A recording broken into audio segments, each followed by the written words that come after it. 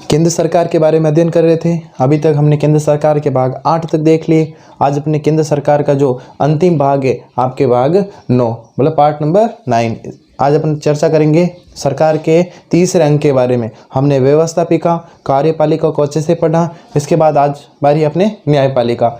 आज ये अपने चैप्टर कंप्लीट हो जाएगा। 9 पार्ट है इसके, ज़्यादा पार्ट इसके है नहीं और ज़्यादा बड़ा वीडियो नहीं बने, इसलिए मैंने पूरा यहाँ पे एडजस्ट भी कर दिया। अब आपको क्या करना है, 9 वीडियो देखना है, उसके बाद इनको बार बार या तो देखते रहना है या फिर जो आपने नोट्स बनाए उनको बार बार आपको पढ़ते रहना है, ताकि आपके रिवीजन होता रहे। इंपॉर्टेंट चैप्टर है, अच्छे नंबर का है। और इस चैप्टर के बाद में अपन राज्य सरकार स्टार्ट कर लेंगे, ताकि वो भी आपके रिवीजन हो जाएगा। चलो अपन देखते हैं ना, भाग नंबर 9 न्यायपालिका के बारे में पढ़ेंगे। इसको कार्यपालिका, व्यवस्थापिका से स्वतंत्र रखा गया है, इसके बारे में हम चर्चा कर चुके हैं। सबसे पहले हम अगर बात करें भारत में न्यायपालिका की, तो सबसे ऊपर कौन है न्यायपालिका में? सर्वोच्च न्यायालय। सबसे ऊपर कौन है? सर्वोच्च न्यायालय। मतलब कह सकते हैं भारत का अंतिम अपीलीय न्यायालय भी इसको कह सकते हैं, जहाँ पर अपील की जा सकती है। अंतिम सबसे बड़े स्तर पर कौन है? सर्वोच्च न्यायालय। इसी को अपन क्या कहते हैं? उच्चतम न्यायालय। उच्चतम न्यायालय सुप्रीम कोर्ट। सबसे पहले देखेंगे इसका गठन किस प्रकार से होता है। सुप्रीम कोर्ट कौन से आर्टिकल में? भारतीय संविधान के अनुच्छेद 124 में, 124। आपके जो फर्स्ट कह सकता हूँ मुख्य न्यायाधीश सुप्रीम कोर्ट के थे वो थे हीरालाल कानिया। कौन थे? हीरालाल कानिया। अब आपको बताना है कमेंट बॉक्स में मुझे कि वर्तमान में मुख्य न्यायाधीश कौन है अपने सर्वोच्च न्यायालय के। चलो अपन सबसे पहले अपना जो पॉइंट है वो है न्यायाधीशों की संख्या। किनके बारे में बात करेंगे? न्यायाधीशों की संख्या अपने सुप्रीम कोर्ट में कितनी है, पहले कितनी थी, क्या कुछ चेंजेज हुआ, चेंजेस करने का अधिकार किनके पास है, वो सारी बातें। सबसे पहले अपन बात करें तो मूल संविधान में या स्टार्टिंग बात करें तो कितनी सदस्य संख्या थी? टोटल कहूँ तो 8। और इसको वैसे 1+7 लिखना ज़्यादा उचित होगा, क्योंकि आपके एक तो है आपके CJI मतलब चीफ जस्टिस कह सकते हो इनको, या मुख्य न्यायाधीश कह सकते हो, और ये होते हैं अन्य न्यायाधीश। सुप्रीम कोर्ट के न्यायाधीशों की संख्या, उनके क्षेत्राधिकार मतलब वो कहाँ तक काम करेंगे, इसके अलावा उनको कितना वेतन मिलेगा, ये सब तय करने का अधिकार किसको दिया गया था? संसद को। ये लाइन बिल्कुल आपके क्लियर हो जानी चाहिए। उसके बाद चलते हैं 2008 में। वैसे बीच में और चेंजेस किए गए थे, लेकिन अपन अंतिम बात करेंगे तो 2008 में आपके सदस्य संख्या कितनी कर दी गई? 1+30 मतलब 31। इसको 1+30 लिखेंगे। एक क्या है? मुख्य न्यायाधीश है, और अन्य न्यायाधीश कितने? 30 है। सुप्रीम कोर्ट में न्यायाधीशों की नियुक्ति किसके द्वारा की जाती है? राष्ट्रपति के द्वारा की जाती है। नियुक्ति ये करते हैं। स्थानांतरण करने का या ट्रांसफर करने का कार्य भी, मतलब ट्रांसफर तो चलो हाई कोर्ट वाले जजेस में काम आता है, या सुप्रीम कोर्ट के जो जजेस होते हैं उनकी नियुक्ति कौन करता है? राष्ट्रपति करता है। चलो वर्तमान में न्यायाधीशों की नियुक्ति कौन सी व्यवस्था से होती है? कॉलेजियम व्यवस्था से। बहुत ही मोस्ट इंपॉर्टेंट है। इसमें कॉलेजियम व्यवस्था होता क्या है? एक तो सुप्रीम कोर्ट का आपके चीफ जस्टिस मतलब मुख्य न्यायाधीश होता है, और 4 अन्य वरिष्ठ न्यायाधीश होते हैं। देखो प्रोसेस क्या है। अब आपको क्या करना है देखने, मतलब आपको नियुक्ति देनी है किनको? न्यायाधीशों को। तो क्या प्रोसेस है?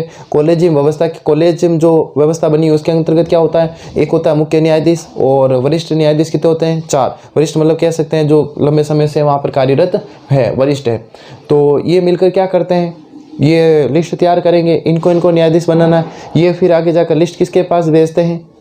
राष्ट्रपति के पास। और राष्ट्रपति फिर क्या करता है? उनको अनुमति देता है, और एक बार विचार के लिए लौटा भी सकता है। लेकिन खास बात यह है, एक बार विचार के लिए राष्ट्रपति लौटा दिया, और अगर कॉलेजियम ने वापस इसको लौटा दिया कि भाई नहीं इसको बनाना पड़ेगा, तो फिर राष्ट्रपति उसको बनाने के लिए क्या है? बाध्य है। तभी तो हम कहते हैं अपनी जो न्यायपालिका है स्वतंत्र है। ठीक है, ये क्लियर हो गया कॉलेजियम व्यवस्था। न्यायाधीशों की योग्यताएं इंपॉर्टेंट है, याद होनी चाहिए। फर्स्ट योग्यता क्या है? वह भारत का क्या होना चाहिए? ही और she should be citizen of India. कितनी बार लाइन बोल चुके हैं, याद हो जानी चाहिए। भारत का नागरिक होना चाहिए। वह किसी हाई कोर्ट। देखो दूसरी योग्यता, इसमें आपके पास 3 ऑप्शन है। 3 ऑप्शन मतलब तीनों में से कोई भी एक हो तो चल जाएगा। फर्स्ट क्या है? वह किसी हाई कोर्ट मतलब उच्च न्यायालय जो कि राज्यों में होते हैं। 2 या 2 से अधिक न्यायालयों में कम से कम कितने वर्ष तक? 5 वर्ष तक। इस वर्ड पर आपको जोर देना, लगातार न्यायाधीश के रूप में कार्य कर चुका हो। वो किसी उच्च न्यायालयों में, राज्यों में, या फिर किसी अन्य न्यायालय में लगातार 5 वर्ष तक किस रूप में कार्य कर चुका हो, न्यायाधीश के रूप में। देखो पहली योग्यता ये तो होनी चाहिए। इसके अलावा दूसरी योग्यता में 3 पॉइंट है, जिसमें पहला क्या कहता है, वो किसी हाई कोर्ट या किसी न्यायालय में लगातार 5 वर्ष तक न्यायाधीश रह चुका हो। फिर क्या कहता है, चलो न्यायाधीश आप नहीं हो 5 साल तक, तो फिर यदि किसी हाईकोर्ट या न्यायालय में लगातार 10 वर्ष तक उसने किसका काम किया है, एडवोकेट मतलब वकील रह चुका हो, तो भी चल जाएगा। और ये दोनों ही नहीं है, लेकिन फिर भी अब राष्ट्रपति की दृष्टि में अगर आप कानून के ज्ञाता हो तो आपको सुप्रीम कोर्ट में जज बनाया जा सकता है। तो योग्यता एक और वापिस सुननी, भारत सरकार का नागरिक होना चाहिए। दूसरे में 3 पॉइंट है, तीनों में ऑप्शन है, तीनों में से आप कोई भी अगर एक योग्यता अर्जित करते हो तो आपको क्या बनाया जा सकता है, सुप्रीम कोर्ट में जज बनाया जा सकता है। पहली क्या थी, भारत का नागरिक। दूसरे में 3 पॉइंट, पहले दूसरे के पहला पॉइंट क्या था, किसी हाई कोर्ट या किसी अन्य न्यायालय में लगातार 5 वर्ष तक, देखो लगातार के ऊपर आपको जोर देना, लगातार 5 वर्ष तक आपने किस रूप में कार्य कर लिया हो, न्यायाधीश के रूप में कार्य कर लिया हो, न्यायाधीश के रूप में कार्य कर लिया मतलब कर रहे हो, लगातार के वर्ड पर ध्यान देना, ठीक है पहली चीज़। तो उसके बाद क्या करना है, सेकंड पॉइंट क्या है, किसी उच्च न्यायालय या न्यायालय में आपने लगातार 10 वर्षों तक एडवोकेट मतलब वकील के रूप में या अधिवक्ता के रूप में आपने कार्य किया हो, तो भी आप इसके लिए एलिजिबल हो, योग्य हो। और फिर तीसरा पॉइंट, आपके पास ये दोनों ही नहीं है, लेकिन आप राष्ट्रपति की दृष्टि में उच्च कोटि के या मतलब अच्छे ज्ञाता हो आप कानून के, तो भी आपको जज बनाया जा सकता है। तो ये पॉइंट अब क्लियर हो जाना चाहिए। तीसरा पॉइंट क्या कहता है, कार्यपालिका तथा महाभियोग। देखो महाभियोग की प्रक्रिया हमने वैसे संविधान में राष्ट्रपति के बारे में की हुई ये बात है, लेकिन यहाँ पर भी इसी प्रक्रिया से लगभग इनको हटाते हैं। तो 65 वर्ष की आयु तक ये अपने पद पर बने रह सकते हैं, ध्यान रखना। इनमें यह नहीं है कि आपको 2 साल तक या 3 साल तक या आपकी कार्य लिमिट 5 साल है 6 साल, नहीं। इनकी क्या है, मैक्सिमम जो आयु है 65 वर्ष की आयु तक आप अपने पद पर आसीन रह सकते हो। समय से पूर्व अगर आपको त्याग पत्र देना है तो आप त्याग पत्र दे सकते हो। इसके अलावा अगर आप कार्य करने में असमर्थ है या आपके ऊपर कोई आरोप है संविधान के उल्लंघन का, या कोई भी अगर आपके पास ऊपर आरोप है, तो आप में संसद में क्या होगा, दोनों सदनों में विशेष बहुमत और राष्ट्रपति क्या देगा उसके ऊपर, पहली बात तो दोनों सदनों से विशेष बहुमत से पारित, उसके बाद क्या होगा, राष्ट्रपति क्या देगा, आदेश देगा, फिर हटना पड़ेगा उस न्यायाधीश को। तो आपको ये प्रक्रिया भी समझ में आ गई होगी। इसमें कार्यपालिका का हम कह सकते हैं या व्यवस्थापिका की भूमिका है। वेतन और भत्ते, चीफ जस्टिस ऑफ इंडिया की 1 लाख यानी कि 90,000 पेंशन वेतन भत्ते सब दिए जाते हैं। कई सारी सुविधाएं भी है, लेकिन समय समय पर ये संशोधित होते रहते हैं। पेमेंट में कमी करने का अधिकार संसद को नहीं है, कमी नहीं कर सकती। हाँ पेमेंट बढ़ाना है तो बढ़ा सकती, लेकिन इसमें कमी नहीं कर सकती। कमी क्यों नहीं कर सकती, मान लो सरकार के खिलाफ इन्होंने फैसला दिया तो इनके मन में आएगा कि हमारी पेमेंट कम कर दी, तो ये चीज़ नहीं हो, इसी कारण इन्होंने इनके फिक्स कर ली कि आपकी पेमेंट कम नहीं होगी। चलो उन्मुक्तियाँ, कार्य जो जजेस जो कार्य और जो इनके निर्णय देते हैं उनकी आलोचना नहीं कर सकते, मतलब जजों को मतलब न्यायाधीशों को उनके कार्य और निर्णयों की आलोचना से मुक्त रखा गया, उनकी आप आलोचना नहीं कर सकते हैं, ये इनको विशेष अधिकार दिया गया है। मुख्य स्थान अपन कह सकते हैं सुप्रीम कोर्ट का मुख्य स्थान कहाँ पे दिल्ली में, नई दिल्ली। और लास्ट पॉइंट अपना, इसके बाद अपने ये कंप्लीट हो जाएगा कौन सा, सुप्रीम कोर्ट का गठन। उसके बाद अपने क्षेत्र अधिकार के बारे में चर्चा करेंगे। तो न्यायाधीशों पर ये हो गया, न्यायाधीशों पर प्रतिबंध, इनको प्रतिबंध दिया गया आप सेवानिवृत्ति के पश्चात, सेवानिवृत्ति का मतलब क्या होता है, मतलब कह सकते हैं सुप्रीम कोर्ट से आप रिटायर होने के पश्चात किसी अन्य न्यायालय या किसी के पास आप क्या नहीं कर सकते, वकालत आप फिर नहीं कर सकते, किसी अन्य के सामने किसी न्यायालय में आप वकालत नहीं कर सकते। ये कंप्लीट मैटर आपके यहाँ तक हो गया, ये जो अपने सुप्रीम कोर्ट का गठन। अब हम क्या देखेंगे, सुप्रीम कोर्ट का क्षेत्राधिकार। क्षेत्राधिकार क्या होता है कि सुप्रीम कोर्ट कहाँ तक अपना कार्य या कहाँ उसको अधिकार है कार्य करने का, वो उसको क्या कहलाता है, क्षेत्राधिकार कहलाता है। सबसे पहले क्षेत्राधिकार को 2 भागों में बांटा गया है, एक है आपके प्रारंभिक क्षेत्राधिकार, एक है आपके अपीलीय क्षेत्राधिकार। अपीलीय क्षेत्राधिकार 2 पॉइंट हो गए। अब प्रारंभिक क्षेत्राधिकार में क्या होता, देखो प्रारंभिक क्षेत्राधिकार में अपन कह सकते हैं ऐसे मुद्दे हैं जिनके प्रारंभिक या आरंभिक रूप में कहाँ सुने जाते हैं, सुप्रीम कोर्ट में, ठीक है।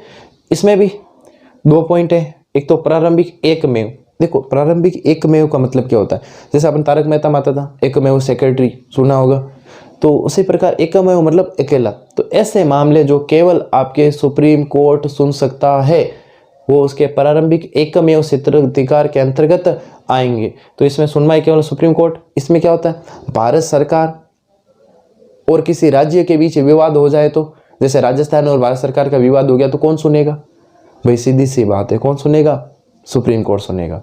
इसके अलावा और भी कई सारे विवाद, जैसे कर्नाटक है, या मान लो कोई दो राज्यों के बीच है, या दो से अधिक राज्यों के बीच है, संघ राज्यों के बीच है, इन राज्यों में अगर विवाद हो तो फिर सीधी सी बात है, जैसे राजस्थान मध्य प्रदेश लड़ रहे हैं तो इनका फैसला करेगा कौन, इनका फैसला करने का अधिकार किसके पास है, केवल और केवल सुप्रीम कोर्ट के पास है। इसके अलावा प्रारंभिक समवर्ती क्षेत्राधिकार, अपन ये कह सकते हैं प्रारंभिक एकमेव तो मतलब अकेले इनके पास है, समवर्ती में क्या है, सुप्रीम कोर्ट और हाई कोर्ट दोनों ही सुन सकते हैं। ये मौलिक अधिकारों से संबंधित वाद होते हैं, मौलिक अधिकारों से जो भी संबंधित वाद होता है हाई कोर्ट भी सुन सकता है आपके, और सुप्रीम कोर्ट भी सीधे सुप्रीम कोर्ट भी सुन सकता है। तो ये आपके कंप्लीट हुआ प्रारंभिक क्षेत्राधिकार। बहुत ही इंपॉर्टेंट टॉपिक है, मैंने कोशिश की है पूरे को एक में कवर कर लूँ ताकि आपके भी अच्छे से और जल्दी से रिविजन हो सकेगा। उसके बाद दूसरा अपीलीय क्षेत्राधिकार।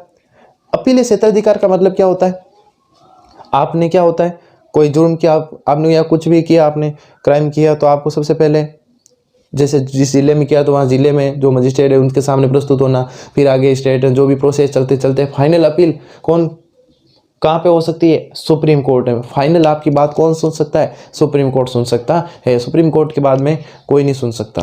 फिर आप कहोगे सर राष्ट्रपति के पास भी तो जाते हैं, राष्ट्रपति के पास केवल दया याचिका जाती है कि आप हमें मतलब हम पर रहम कीजिए और हमें क्षमा कर दीजिए, या हमारी सज़ा का स्वरूप बदल दीजिए, हमारे जैसे फांसी है तो आप उम्र कैद में बदल दीजिए, या फिर कोई भी मतलब उनको सज़ा को माफ़ करना, कम करना, वो उसके लिए मतलब दया याचिका के रूप में जाते हैं। ध्यान रखना, वहाँ अपील नहीं करते। अंतिम अपील न्यायालय कौन है, सुप्रीम कोर्ट है। राष्ट्रपति के पास तो केवल दया याचिका जाती है।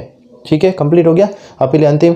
इसमें आपके 4 वर्गों में इसको डिवाइड किया गया है। कितने वर्गों में डिवाइड किया गया है, 4। सबसे पहले आपके कौन से मामले, संवैधानिक मामले, फिर आपके कौन से दीवानी मामले, फिर आपके कौन से फौजदारी मामले, फिर कौन से हैं विशिष्ट मामले। देखो संवैधानिक मामलों में क्या है, भारतीय संविधान के अनुच्छेद 132 के अनुसार अगर हाईकोर्ट कह दें कि इसमें संविधान की व्याख्या से संबंधित मामला है, या फिर सीधी सी बात है जिसमें संविधान की व्याख्या छुपी हो। संविधान की व्याख्या कैसे, कि जैसे 2 बंदे लड़ रहे, एक कह रहा नहीं संविधान में ऐसे लिखा हुआ है। कई बार होता है ना, एक बात के अपन 2 मतलब निकाल लेते, 3 मतलब निकाल लेते, नहीं ऐसा ऐसा अपने अपने हिसाब से कहते हैं। तो ऐसा कहीं हो तो उसको संविधान की व्याख्या मतलब वास्तव में क्या लिखा हुआ है उसको व्याख्या करने का अधिकार भी किसके पास है, सुप्रीम कोर्ट के पास है। कंप्लीट हो गया संवैधानिक व्याख्या से संबंधित अधिकार, ये किसके पास है, सुप्रीम कोर्ट के पास है।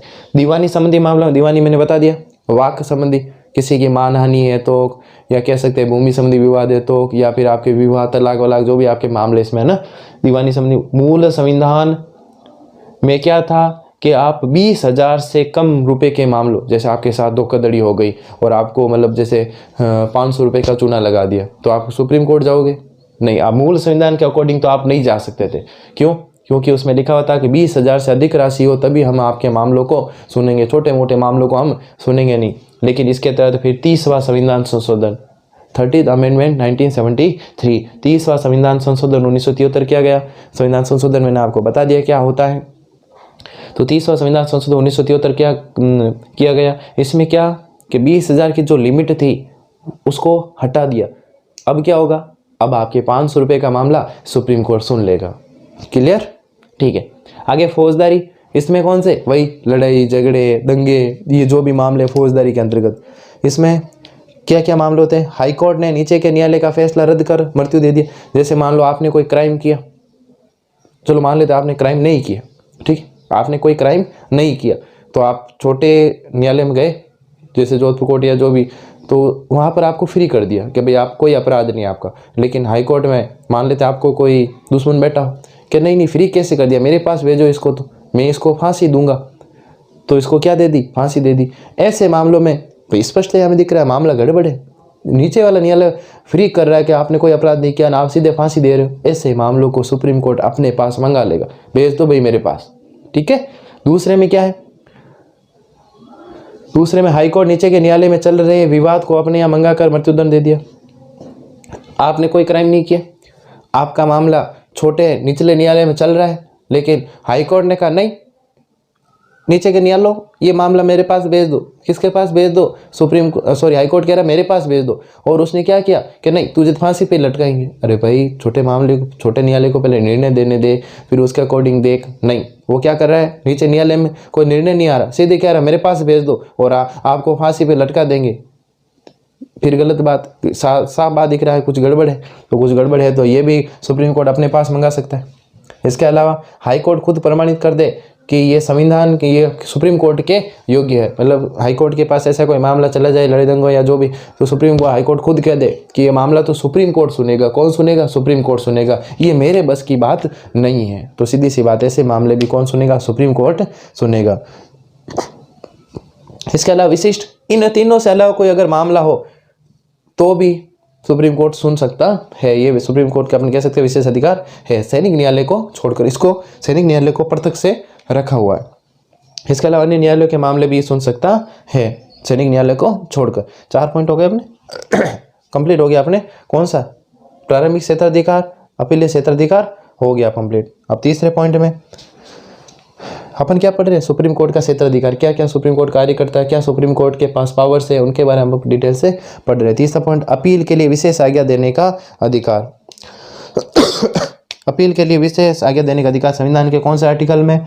136। सुप्रीम कोर्ट स्वयं भी आज्ञा दे सकता है कि सैनिक न्यायालय को छोड़कर, है ना, कि ये मामले वो खुद सुन सकता है। वो किसी न्यायालय को कह सकता है अभी ये मामला मेरे पास भेज दो, वो खुद आज्ञा दे सकता है ये मैं सुनूंगा। तो इसके बारे में भी सुप्रीम कोर्ट के पास ये विशेष अधिकार है, आर्टिकल 136। इसके अलावा आर्टिकल 143 क्या कहता है कि यदि राष्ट्रपति को सलाह चाहिए किसी मामले में, जैसे राष्ट्रपति को सलाह चाहिए भाई किसी मामले में, तो संविधान के अनुच्छेद 143 वो क्या कहता है? राष्ट्रपति परामर्श मांग सकता है। क्या परामर्श मतलब क्या सकता है? सलाह। किससे? सुप्रीम कोर्ट से। आर्टिकल 143 कहते हैं तो सुप्रीम कोर्ट के जज इनको क्या करेंगे? सलाह देंगे। अब माने न माने किसकी मर्जी पर डिपेंड है? राष्ट्रपति की मर्जी पर डिपेंड है। इसके अलावा अभिलेख न्यायालय, अभिलेख न्यायालय आर्टिकल 129। अभिलेख न्यायालय क्या होता है? देखो, सुप्रीम कोर्ट जो भी निर्णय देता है उनको हमेशा रिकॉर्ड के रूप में रखता है। रिकॉर्ड का मतलब मैंने इस निर्णय में ये फैसला दिया तो ये रखेगा फाइल, इसकी फाइल, ये इसकी फाइल, अलग अलग ऐसे फाइलें रखेगा। वो उनको रिकॉर्ड क्यों रखेगा? ताकि जो छोटे न्यायालय हैं वो देख सके कि किस मामले में किस प्रकार की सजा या किस प्रकार का फैसला सुनाया गया, वो उसका क्या कर सके? अनुसरण कर सके। अनुसरण नहीं करे तो उनको सजा भी दे सकता है सुप्रीम कोर्ट छोटे न्यायालय को। तो क्लियर है? अभिलेख न्यायालय मतलब क्या है? सिंपल सा मतलब है रिकॉर्ड अपने पास सुरक्षित रखता है और छोटे न्यायालय इसका क्या करते हैं? अनुसरण करते हैं। ठीक है। मौलिक अधिकारों का रक्षक, मौलिक अधिकारों की बात करें में तो सुप्रीम कोर्ट हाई कोर्ट दोनों सुन सकते हैं, लेकिन इसके लिए सुप्रीम कोर्ट के पास विशेष अधिकार है। रिटें जारी करता है। आपको अगर रिट क्या होती है? सिंपल सी बात है, वो ऐसे पेपर जारी करता है जैसे भाई किसी के मौलिक अधिकारों का हनन हो रहा है तो वो जारी करेगा कि इसके मौलिक अधिकार हनन नहीं होना चाहिए। या फिर जैसे अपन याचिका जैसे बंदी प्रत्यक्षीकरण है कि एक फिक्स टाइम लिमिट में किसी बंदी को मतलब 24 घंटे के अंदर आपको मजिस्ट्रेट के सामने उसको प्रस्तुत करना पड़ेगा। कई सारे ऐसे नियम बनाए गए जिनके अपन कह सकते हैं कि मौलिक अधिकारों के क्या है? रक्षक है। आपको केवल नाम दिखने, जैसे बंदी प्रत्यक्षीकरण देख लिया, ऐसे नहीं आपको गिरफ्तार करके 3-4 दिन जेल में पटक देंगे, नहीं, आपको गिरफ्तार करने के पश्चात मजिस्ट्रेट के पास ले जाना पड़ेगा। इसके अलावा परमादेश, कोई अधिकारी बात मान नहीं रहा है तो सुप्रीम कोर्ट कौन सी जारी करेगा? परमादेश। हम आपको परम आदेश देते हैं, अब आपको ये बात सुननी पड़ेगी। प्रतिषेध, कोई ऐसा भी है जो काम नहीं करना है वो काम कर रहा है तो उसको कहेंगे प्रतिषेध है भाई, प्रतिषेध रिट जारी कर रहे हैं, मतलब आपको क्या कर रहे हैं? मना कर रहे हैं। इसके अलावा अधिकार पर्चा, अधिकारों से संबंधित उत्प्रेषण, मतलब कोई मामला सही नहीं है, कोई अधिकार क्षेत्र में नहीं है। जैसे मैं SST और मैथ्स दोनों पढ़ा रहा हूँ, लेकिन कोई दूसरे सर पढ़ा रहे संस्कृत और मैं संस्कृत पढ़ाने लग जाऊँ तो संस्कृत वाले सर क्या कहेंगे? सीधी सी बात है, सर आप मेरे मामले में टांग क्यों फंसा रहे हो? तो बस वही चीज़ है, आप मेरे मामले को, संस्कृत वाले मामले को मेरे पास भेज दो, बस वही चीज़ यहाँ है। तो क्या कर दो? उत्प्रेषण कर दो, भेज दो, ऊपर भेजना। ये आपके कंप्लीट हो गई। इनके बस नाम ध्यान रखने ना, और इनमें ज़्यादा कुछ भी नहीं है। इसके अलावा संविधान का संरक्षण, न्यायिक पुनर्विलोकन की शक्ति मोस्ट इंपॉर्टेंट है, आर्टिकल 131, 132 और 13 इनसे संबंधित। इसमें क्या चीज़ है? अगर केंद्र सरकार या राज्य सरकार ने, केंद्र सरकार की बात करें तो उसने कोई ऐसा कानून बना दिया जो संविधान के मूल ढांचे को क्या करता है, प्रभावित करता है, तो उस नियम को या उस कानून को क्या कर सकता है, कैंसिल कर सकता है। बस 1-2 मिनट में आपको अच्छे से समझा देते हैं कैसी प्रक्रिया है। जैसे हमने देखा जजेस का नियुक्ति जो होती है कौन सी प्रक्रिया से होती, कॉलेजियम व्यवस्था से होती है। तो सीधी सी बात है, कोई भी सरकार नहीं चाहेगी कॉलेजियम व्यवस्था से हो। क्यों? क्योंकि कॉलेजियम ने इन 4 और 5 जजों ने एक बार भेज दिया, राष्ट्रपति, चलो मैंने कहा था राष्ट्रपति तो किसके, सरकार के परामर्श से काम करता है, पढ़ चुके हैं, तो परामर्श सरकार चाहेगी भाई ये जज नहीं बनना चाहिए, तो सरकार ने एक बार कह दिया भाई इसको मना करो, लेकिन फिर वापस उसने भेज दिया तो सिंपल सी बात है, फिर राष्ट्रपति तो बाध्य है कि इसको नियुक्ति देनी पड़ेगी, न्यायाधीश बनाना पड़ेगा, तो सरकार के खिलाफ है। सरकार ने इसके लिए आपके 99 संविधान संशोधन भी किया था, संविधान में संशोधन की प्रक्रिया में समझा चुका हूँ, और इसके तहत ये प्रक्रिया हटा दी थी, कौन सी, कॉलेजियम प्रक्रिया। फिर क्या हुआ, ये आपके लगभग 1 जनवरी 2015 के आसपास की बात है। फिर अक्टूबर 2015 के आसपास आपके सुनवाई होती है सुप्रीम कोर्ट में। सुप्रीम कोर्ट 99वें संविधान संशोधन को क्या करता है, कैंसिल करता है, मतलब समाप्त कर देता है। क्यों? क्योंकि सुप्रीम कोर्ट कहता है ये संविधान के मूल ढांचे में परिवर्तन करता है और संविधान के मूल ढांचे में परिवर्तन नहीं कर सकते। तो न्यायिक पुनरावलोकन क्या हो सकता है, सरकार ने कोई नया नियम बना दिया और ऐसा नियम बनाया जो इस नियमों के विरुद्ध जा रहा हो या संविधान के विरुद्ध जा रहा हो, तो उनको सुप्रीम कोर्ट के पास अधिकार है कि वो क्या कर सकती है, इनको रद्द कर सकती है। तो संविधान संशोधन जो भी सरकार के द्वारा जो कानून बनाए जाते हैं उनको क्या कर सकती है, रद्द कर सकती है। और रद्द आज तक ये अपने, जैसे ये एग्जाम्पल दिया मैंने, किए जा चुके हैं। तो अपने कंप्लीट हो गया केंद्र सरकार, और आगे अपन राज्य सरकार स्टार्ट करने वाले हैं। और अगर आपको कोई दूसरा चैप्टर समझ में नहीं आया तो भी मुझे कमेंट करके बता सकते हो कि सर मुझे ये चैप्टर नहीं आया, तो मैं वो पहले करवा दूंगा। बाकी इतिहास अपने साथ साथ चल रहा है, अब इतिहास में भी कोशिश करेंगे थोड़ी फास्ट हो जाए, ताकि 3-4 चैप्टर जो भी है जल्दी से जल्दी एक बार करवा दें। और आपका आज का काम क्या भाई, आज क्या करोगे, आपने एक राष्ट्रपति की सामान्यकालीन शक्तियाँ कर ली, और आज आपका काम है राष्ट्रपति की आपातकालीन शक्तियाँ आपको अच्छे से लिख कर भेजनी है। ओके।